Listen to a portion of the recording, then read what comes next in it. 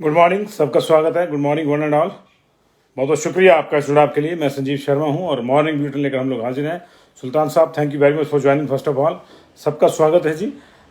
जिन साथियों के कमेंट्स आ जाते हैं उनके नाम हम पढ़ पाते हैं, अन्यथा हमें ये तो दिखता है कि बहुत से लोग दिख रहे हैं, लेकिन ये नहीं दिखता कि कौन कौन देख रहा है। Saurav Garg ji, thank you very much, बहुत बहुत शुक्रिया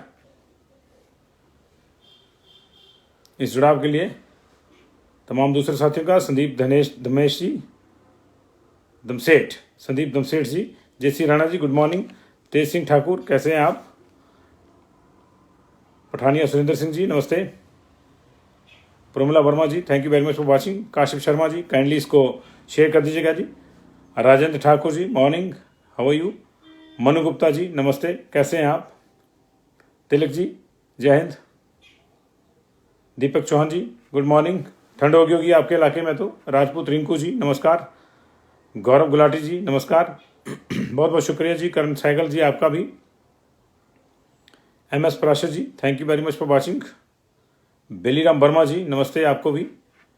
संतोष गौतम जी, आज की जो मुख्य खबरें हैं उसमें अनिल कालिया जी, आपको भी नमस्ते।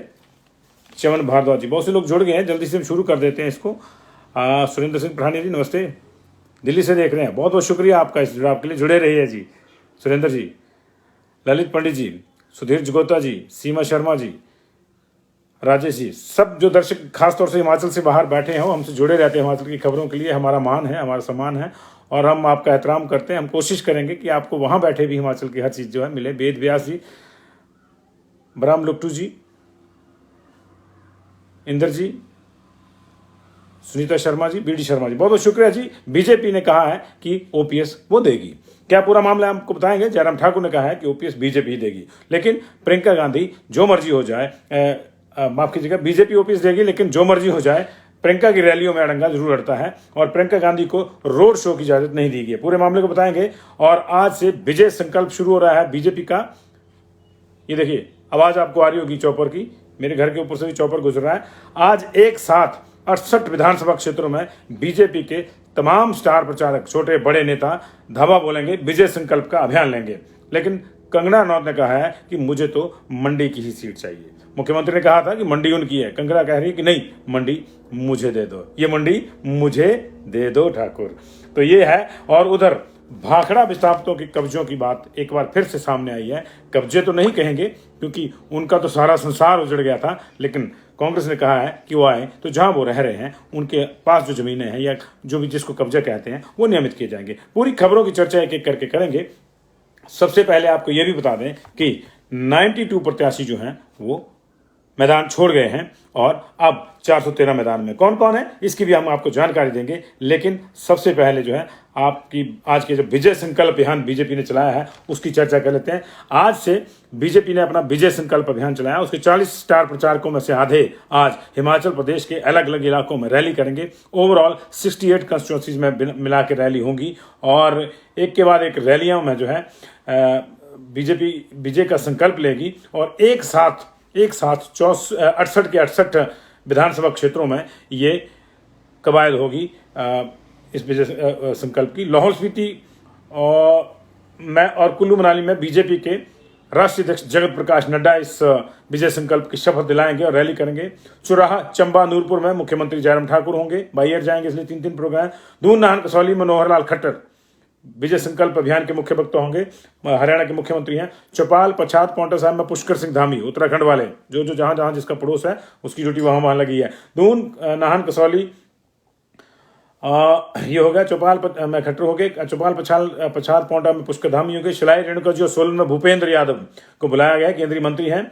सुंदरनगर, बल और नाचन में जितेंद्र सिंह, ये भी केंद्रीय मंत्री मुख्य वक्ता होंगे। हरोली, ऊना, गगरेट, चिंतपूर्णी में कंवरपाल गुर्जर सिंह, केंद्रीय मंत्री कंवरपाल सिंह गुर्जर, ये मौजूद रहेंगे। मुख्यमंत्री के विधानसभा क्षेत्र सिराज और बंजार में ज्योतिरादित्य सिंधिया आएंगे। तो मध्य प्रदेश के महाराज जो हैं ज्योतिरादित्य सिंधिया सिराज और बंजार में मुख्य वक्ता होंगे, विजय संकल्प रैली को संबोधित करेंगे। श्री नैना देवी जी में केंद्रीय मंत्री अनुराग सिंह ठाकुर होंगे। रामपुर, किन्नौर में दुष्यंत गौतम, डलहौजी में देवेंद्र सिंह राणा, हमीरपुर, बड़सर, कुटलैंड में अविनाश राय खन्ना को प्रमुख वक्ता बनाया गया जी। इसके अलावा जसवा, परागपुर और देहरा में संजय टंडन मौजूद रहेंगे। जोगिंद्रनगर और धरंग में और मंडी में सुरेश कश्यप मौजूद रहेंगे। कांगड़ा शाहपुर में संबित पात्रा रहेंगे। शिमला ग्रामीण और शिमला शहरी में बंसी श्रीनिवासन महिला मोर्चा वाली वो रहेंगी। भोरेन सरकाघाट धर्मपुर में सांसद इंदु गोस्वामी, ठियोग में मंगल पांडे, सुजानपुर में प्रेम कुमार धूमल, बैजनाथ में किशन कपूर, पालमपुर में तेजस्वी सूर्या, सोलह में शांता कुमार, झंडूता घुमारी में सिकंदर कुमार सांसद हैं राज्यसभा के। इंदौरा फतेहपुर ज्वाली में सरदार संजीव सिंह, रोहड़ू जुब्बल कटखाई में धन सिंह रावत उत्तराखंड के नेता हैं जी। आनी में महेंद्र सिंह ठाकुर, हाँ अब ये चुनाव नहीं लड़ रहे हैं, फ्री हैं तो इनको आनी भेजा जाएगा। ज्वालामुखी में रमेश धवाला, ये अपने ही कंस्टिट्यूंसी में करेंगे। नगरोटा जयसिंहपुर में पवन काजल, इनको भी स्टार प्रचार की लिस्ट में रखा गया। अर्की बिलासपुर में रश्मिधर सूद महिला मोर्चा के अध्यक्ष, और भरमौर में हर्ष महाजन को मुख्य वक्ता बनाया गया। हर्ष महाजन ने कांग्रेस ज्वाइन किया है, कांग्रेस छोड़ के बीजेपी ज्वाइन किया हाल ही में, तो उनको मुख्य वक्ता बनाया गया। तो एक साथ 68 विधानसभा क्षेत्रों पे आज हमला बोलेंगे। उसके बाद कल जो है कल का कार्यक्रम तय हो गया है। केंद्रीय गृह मंत्री अमित शाह जी का, और वो जो है 1 तारीख को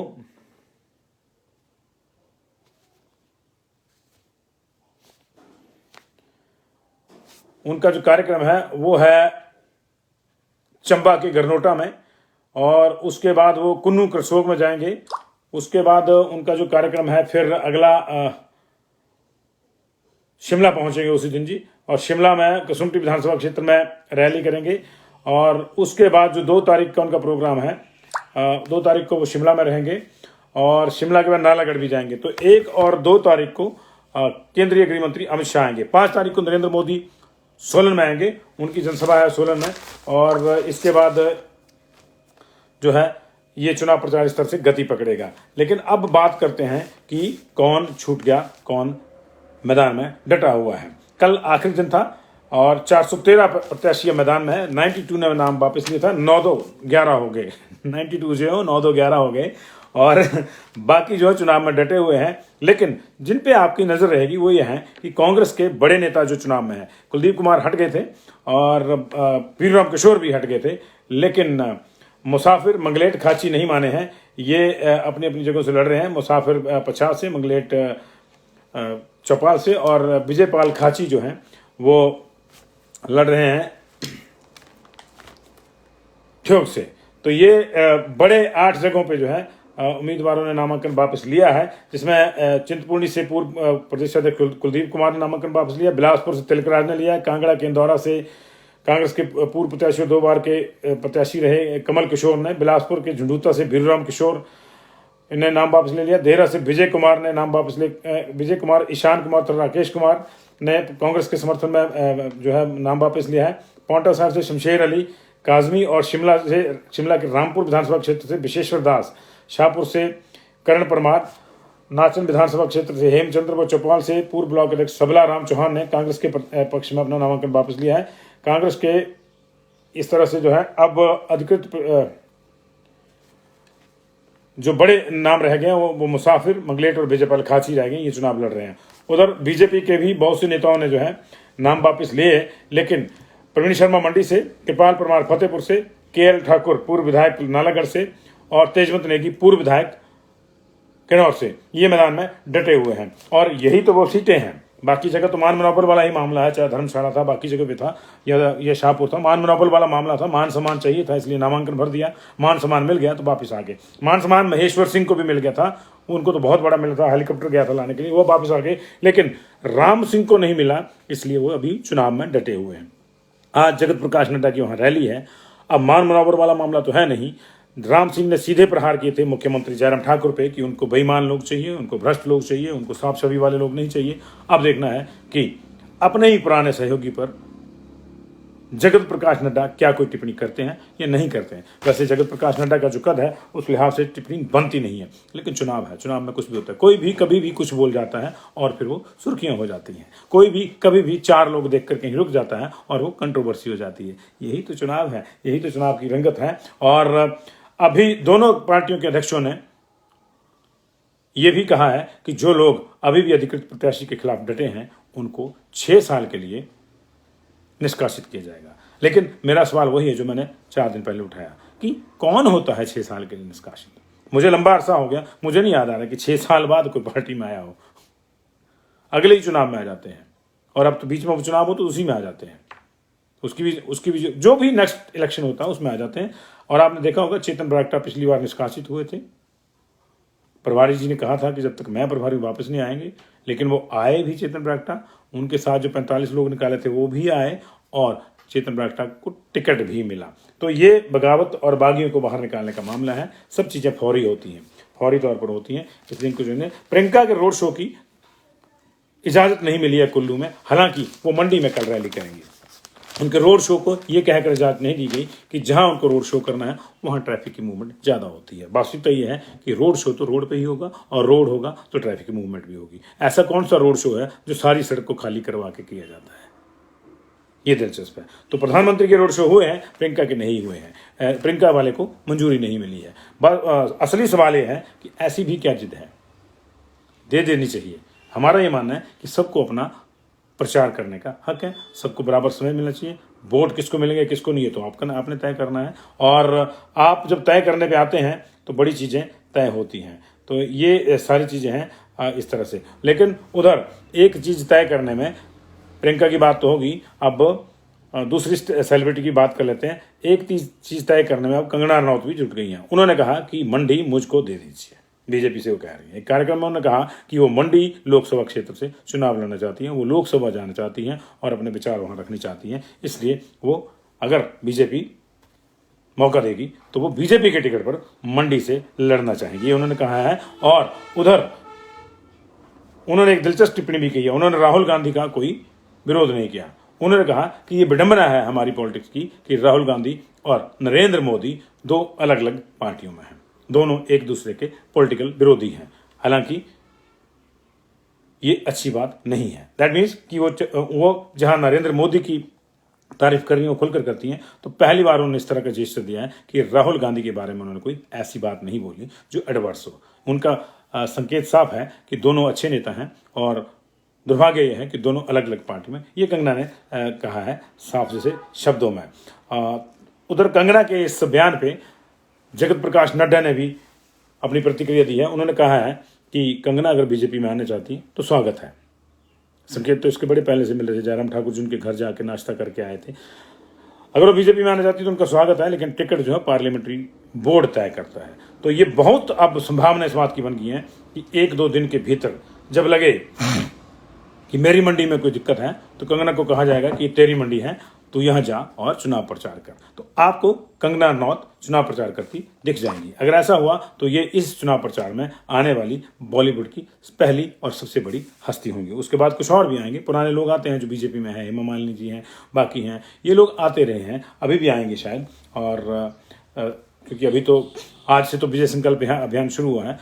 लेकिन इसी बीच में एक बड़ी खबर आई है शिमला से। शिमला में कल मीडिया से बातचीत करते हुए मुख्यमंत्री जयराम ठाकुर ने कहा कि ओपीएस का हल डबल इंजन सरकार ही निकाल सकती है।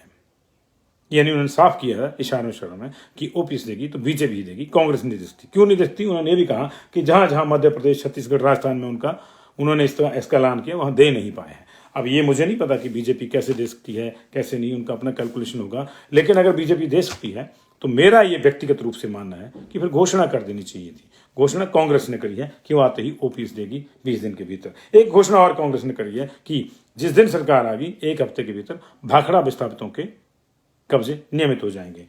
ये लंबा मुद्दा है, बड़े अरसे से मैं सुन रहा हूँ। मेरे भी बाल पक गए, दाढ़ी भी मेरी सफेद हो गई जब से मैं भाखड़ा विस्थापितों का और पोंग विस्थापितों का मुद्दा सुन रहा हूँ। मैं चाहता था कि अगर मुकेश अग्निहोत्री ने यह घोषणा करी है और उन्होंने बिलासपुर में ये घोषणा करी है, मैं चाहता हूं कि जितने भी नेता बिलासपुर में जाएं, चाहे वो बीजेपी के हों चाहे कांग्रेस के, वो इस पे बात जरूर करें। और यही नहीं, पोंग विस्थापितों का मुद्दा भी बहुत बड़ा है। कई फैमिलीज के अपने घर, चाहे भाखड़ा का जब निर्माण हुआ तब, चाहे पोंग झील अस्तित्व में आई तब, कई फैमिलीज, कई परिवार जो है वो बेघर हो गए थे और आज तक वो सेटल नहीं हो पाए हैं।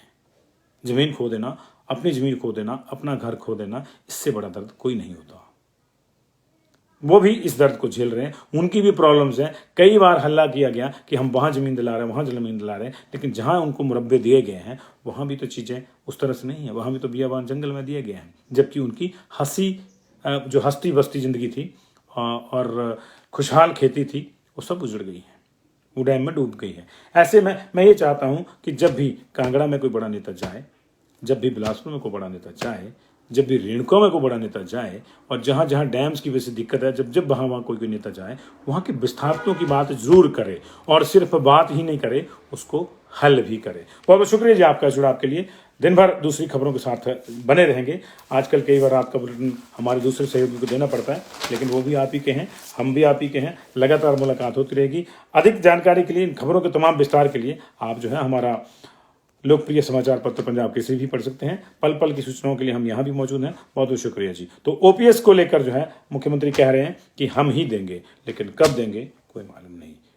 तो आज की खबरें यही थी कि एक तो ओपीएस वाला मामला, दूसरा प्रियंका गांधी को रोड शो की इजाजत नहीं मिली है। कल उन्होंने आनंद कुल्लू में रोड शो करना था। मंडी की रैली उनकी जरूर होगी, एज इट इज होगी, और बाकी रैलियों का शेड्यूल मैंने आपको बताया। कंगना रनौत ने कहा कि मंडी मेरी भी है, मुझे दे दीजिए मंडी की सीट, मैं लड़ना चाहती हूँ, यहाँ से मैं चुन के लोकसभा जाऊंगी। और भाखड़ा विस्थापितों के कब्जे नियमित करने की बात कांग्रेस ने बिलासपुर में करी है। बहुत बहुत शुक्रिया आपका। Thank you very much.